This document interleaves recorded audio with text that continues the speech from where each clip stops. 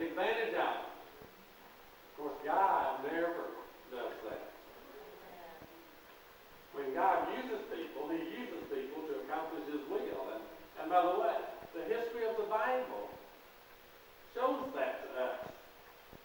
It's interesting that you can remember historical sections of the Bible by characters.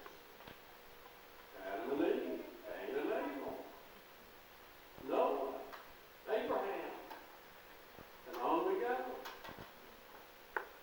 One such character which God uses, by the way, is Moses. God used Moses and the people about Moses to accomplish His will. God uses people. He uses people in their lives, in history, as they go about whatever they go about daily. God uses people. God used Moses' parents. We're told in Exodus chapter 2, verses 1 and 2, their pedigree, their background.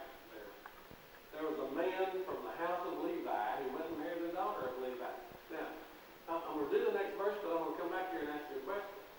The woman conceived and bore a son. When she saw that he was beautiful, she hid him for 3 months. So, why are we told that Moses' father and mother were both from the tribe of Levi? That's the priestly tribe, isn't it? But Moses wasn't a priest. But his brother Aaron was, but Moses was mediator. And it's interesting, and this is just an insertion, or an insertion and an assertion. When God talked to Moses, and Moses made the excuse, Lord, I can't talk. I've never been an eloquent man. And God asked him, who made your mouth? What he said was, I'm going to give you Aaron, and Aaron will be your mouthpiece. And here's what he said. Go read it. And you will be God to Aaron, and Aaron will be your prophet. That's interesting. But both Moses and Aaron and Miriam, they were all from the tribe of Levi. Now, the law hadn't been established yet, so what does that mean? Well, the Jews would know what that means, because he's telling them these things, preparing them for continued revelation. Well, the next thing we're told is that the woman conceived and bore a son, and she saw that he was good. Now, how did she see that? He was a baby. Don't every mama think their baby's beautiful? Whether that baby's beautiful or not. And how do you know that a newborn baby's beautiful? They got to kind of form before they become beautiful, don't they? But the point was, she saw he was good, I'm convinced, because God had already revealed to her who Moses was going to be. Remember, we'll look at these by faith statements in a minute, okay? So I'll just set you up for that. But she hid him for 3 months. Then we get to Acts chapter 7, where Stephen gives the history, and he makes the statement that there was a Pharaoh, who rose up, who didn't know Joseph, which is said by Moses in Exodus. But here's what he said. It was at this time that Moses was born. Now, it's interesting to me. Do you know that Galatians tells us that Jesus, when the time was right, at the right time, God sent forth His Son, born of the law, born of a woman, born under the law, to redeem them. It was at this time that Moses was born. And he was born to fulfill God's purpose. He's going to be Messiah to Israel. He's going to be Savior to Israel. And Stephen tells us, as he refers to that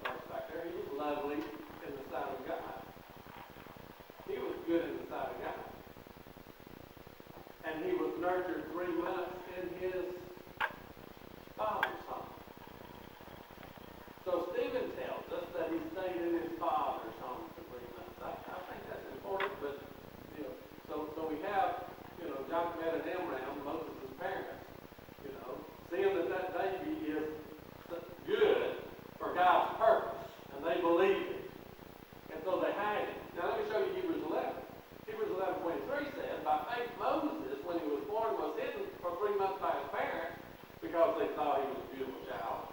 And look at that last verse. And they were not afraid of the king's edict. You know the king's edict was to kill all the male children born.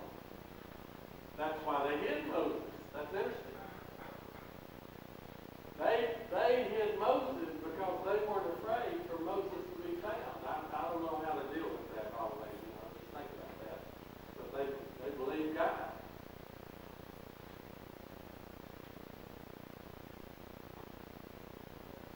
In the second place, God used Pharaoh's daughter. Now, I love this story, and maybe I assert too much or infer too much in this story. But here are the verses. Exodus 2, 3 through 10. There's a few verses here. We're going to read them, so y'all just be patient with me and kind of read along or think about it. But when she could hide him no longer, talking about Moses' mother, she got him a wicker basket and covered it over with tar and pitch. She made it where it would float. Wouldn't sink. Then she put the child into it and set it among the reeds by the bank of the Nile. She didn't set it afloat, folks. She didn't just put it in the river and set it afloat. She set it in the reeds so it would stay put right there in that particular place in which she put it. His sister stood at a distance to find out what would happen to her. The daughter of Pharaoh came down to bathe at the Nile. With her maid was walking alongside the Nile, and she saw the basket among the reeds and sent her maid. And she brought it to her. Now, Moses' mother put that basket in the reeds at the place where Pharaoh's daughter bathed when she came down to bathe. Her mother knew what was going to, at least she knew that the Pharaoh's daughter was going to come there. And so she put that baby where Pharaoh's daughter could find that baby. Now, again, I'm convinced that that's, remember, by faith. And faith comes by hearing. God's revealing something to Mom and Daddy about this baby.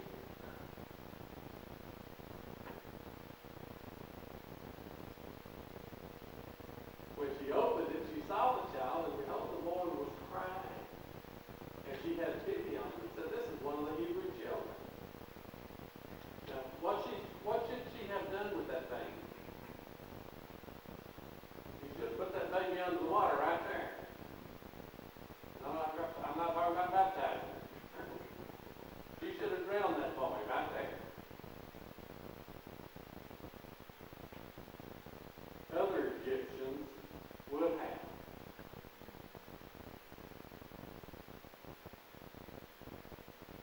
Then his sister said to Pharaoh's daughter, "Shall I go and call a nurse for you from the Hebrew women, that she may nurse the child for you?"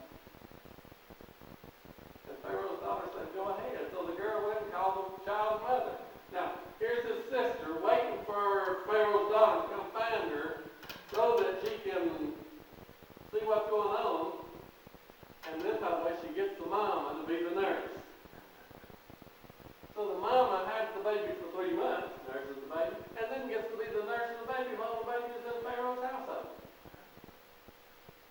Tell me God's not awesome. Tell me God's not powerful. God uses people to accomplish His purpose. Pharaoh's daughter said to her, "Take this child away and nurse him, and I'll give you wages." Not only did she get to take care of the baby, she got paid for it.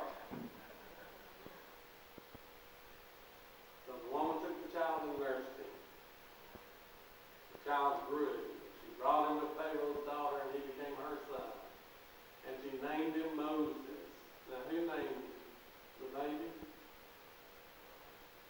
Pharaoh's daughter named the baby. That's his Egyptian name. Did you know that? And she named him Moses because I drew him out of the water. That's what Moses means. That's interesting. Names meant something in the Bible. Well, they meant something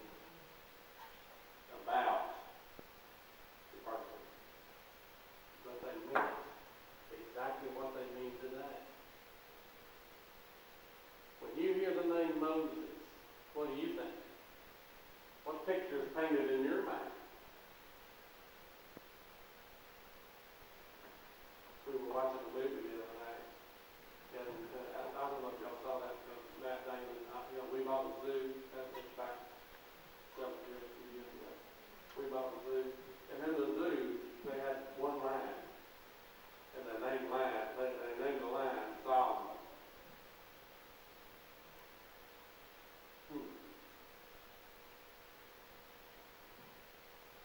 King of the beasts. Solomon was king. What do you think when you think of the word Solomon? Well, what I'm telling you is you think everything that you know about Moses, or you think everything that you know about Solomon. You think about his character. You think about his history. That's what name is. Name is who the person is. Name is not just a designation. Name is not just I drew him out of the water. That's just a designation. I called him that because that's what I did. But name is all that Moses was and revealed to us to be in the Bible.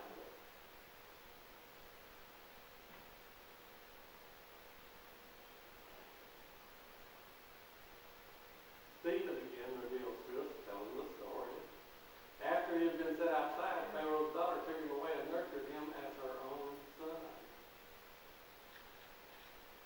She provided for his mom to get to take care of him and pay her for it. And then raised him, which is the next verse. And Moses was educated in all the learning of the Egyptians. He was a man of power in word and deed. Now remember that verse when you read Exodus 3, and Moses said, I can't talk. I'm not a speaker. Well, Moses was a character. We'll talk about characters in a minute. Educated in the learning of the Egyptians. God was preparing Moses for his past. Now, again, I keep thinking, and pictures painting in my mind. The more I study the Bible, the more I study the Bible. Y'all know that when Moses went to the desert because he was afraid he was going to be killed because he killed that Egyptian and he ran, and he got there and Jethro's daughters were going to be feeding their flock at the well, and the men were driving away, and Moses defended the women and helped water their animals. When they went back and told their daddy, what they said? An Egyptian came and saved us. An Egyptian came.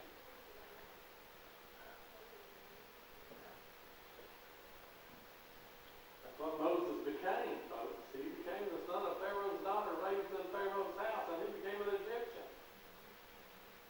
Now, I think that's important when we see Moses. I'll get that.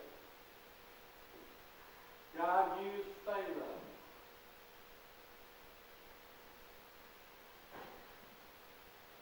In chapter 1 of Exodus, as Moses begins to introduce his story, by the way, about the Exodus.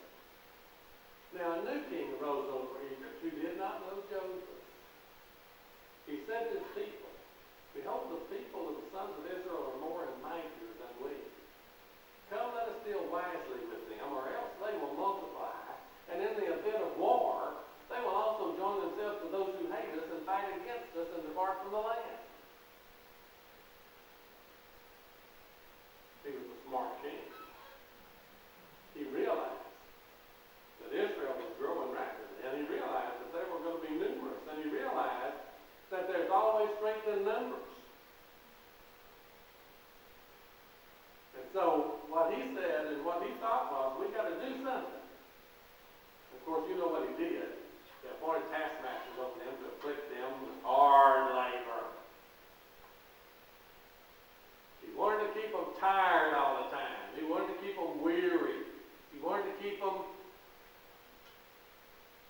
thinking about.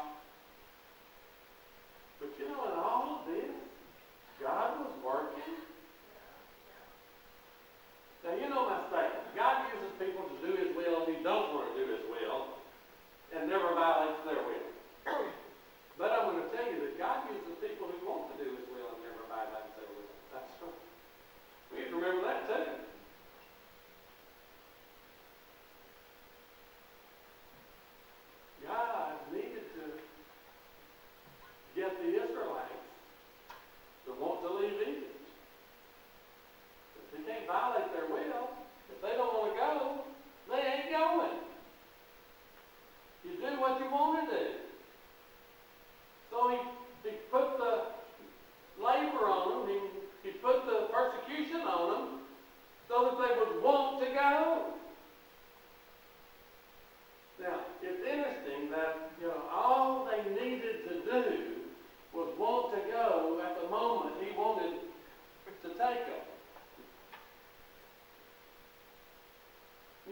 changed their mind after they got out there to the sea, don't you? And you know they changed their mind after he defeated that army when they got over in the wilderness, don't you? That's innocent. All he needed was for them to will at the right time, to want to go at the right time. Isn't that interesting? Is God awesome or what? Is God powerful or what? Now think about that when you start trying to use people. You're not awesome. When you start trying to take advantage of people to get what you want, when what you want is not what's right.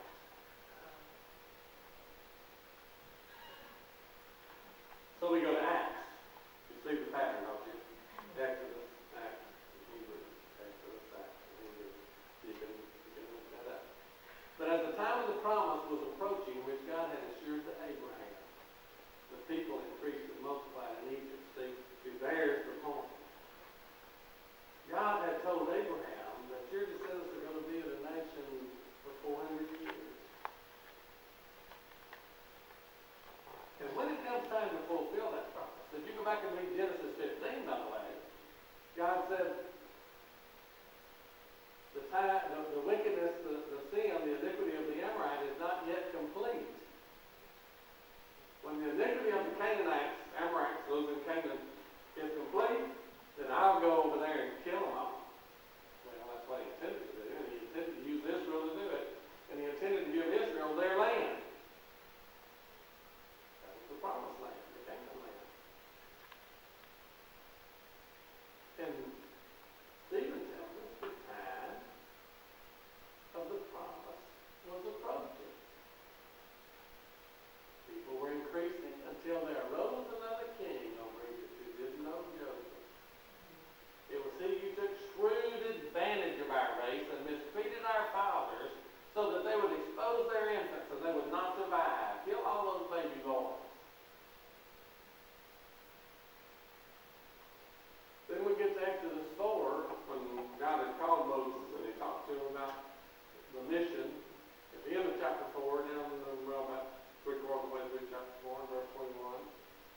The Lord said to Moses, when you go back to Egypt, see that you perform before Pharaoh all the wonders which I put in your power. But I will harden his heart, so that he will not let the people go. Now you know that God didn't harden Pharaoh's heart against his will, don't you? You need to remember that. You need to keep that in your mind. Don't you go Calvinist on me.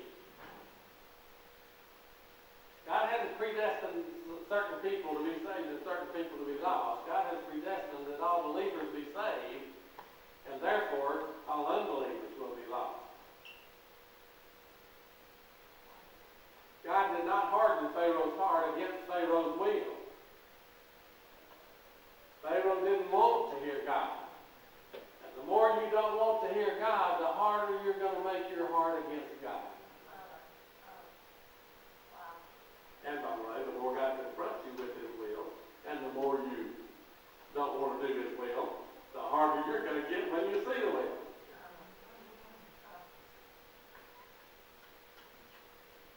But we get to Romans 9, and I kind of wrote my pattern here.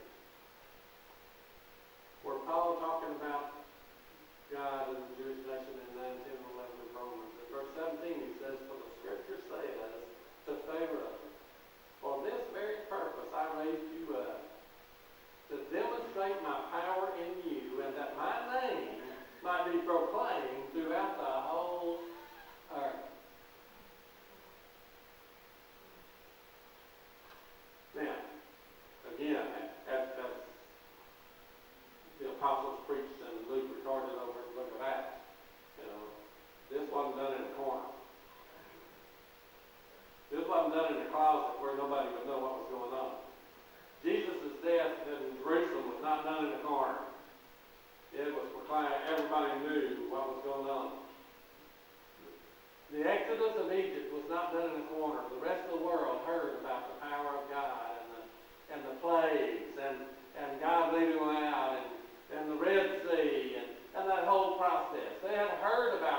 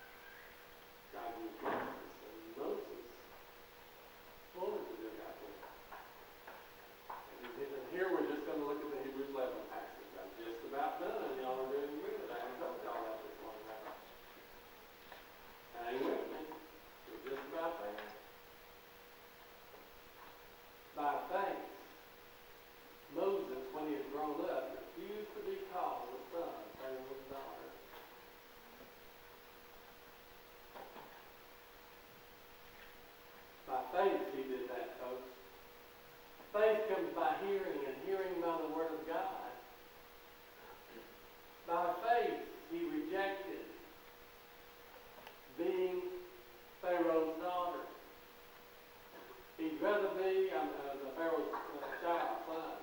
He'd rather be the son of Amram and Jochebed. But more than that, he'd rather be what God called him to be. Choosing rather to endure ill treatment with the people of God than to enjoy the passing pleasures of sin. So when he defended that Jew by killing that Egyptian, and then the Jews chastened him, castigated him. You're going to kill us like you killed that Egyptian yesterday? And I should have put this right here, but I didn't, and I should have. And you need to read this because Stephen said when Moses killed that Egyptian, he thought that they should have known that God was using him to deliver them. He thought they should have known it at that time. When he did that, they should have known it. And they didn't. That's why he ran off to the wilderness. And you know the life of Moses, don't you? 40, 40, and 40. 40 years in Egypt. 40 years in the wilderness around Mount Sinai, the mountain of God, Lord, where Jethro's lived. That's where he ran. And then 40 years leading the children of Israel out of Egypt to that land, to the promised land. 40, 40, and 40.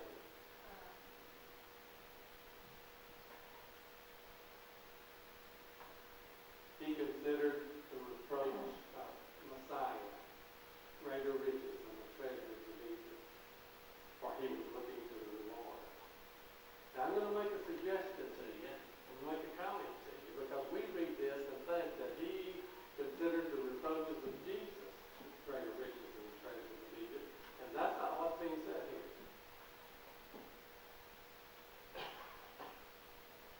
Moses was the Messiah to Israel and Egypt. He was God's anointed one to lead them out. And you know, they rejected him on every corner. They cried out and complained and murmured. And do you know what the Jews did about Jesus when he came? They did the same things to him that that nation did to Moses when he was trying to lead them out.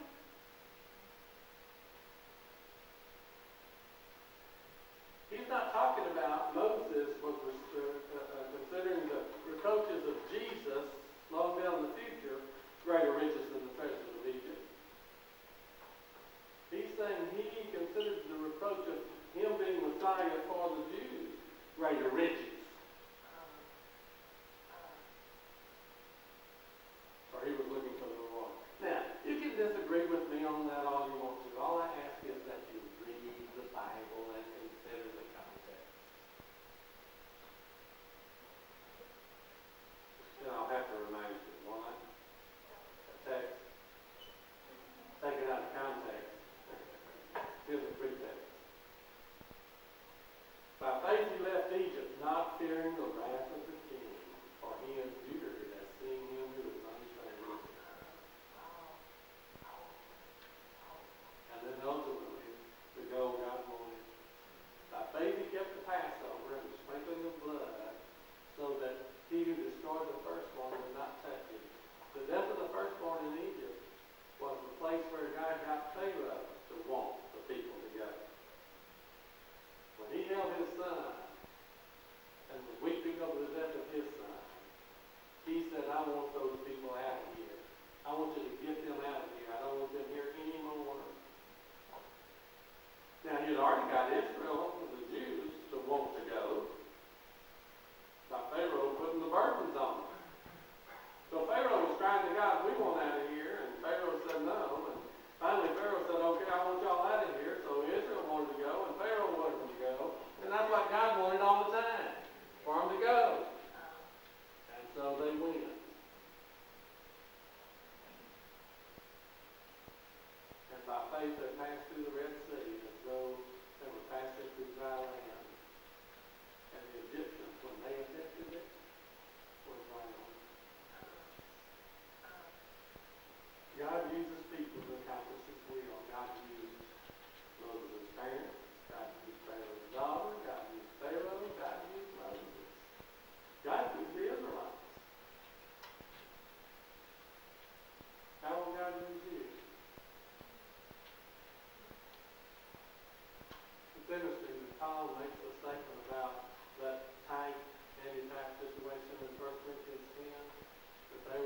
baptized under Moses under the cloud and in the sea.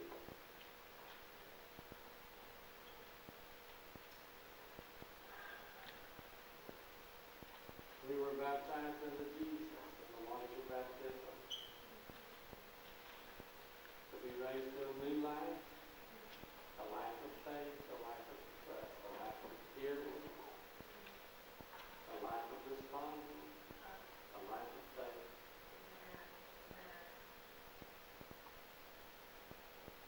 When we trust God, when we yield to God, God can use us.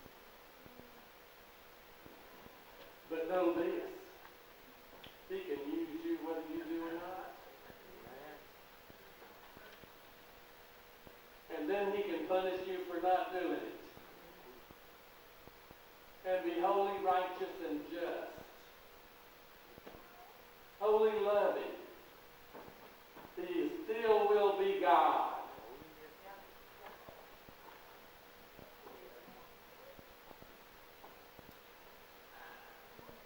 Let's not use people to do our will. But let's let God use us to do His. If you've never obeyed the gospel of Jesus Christ this morning, you need to think about that. But remember, we're talking to church. We're talking about us. We're talking about these people, faith, responding to God in faith. Continue to come to God through Jesus.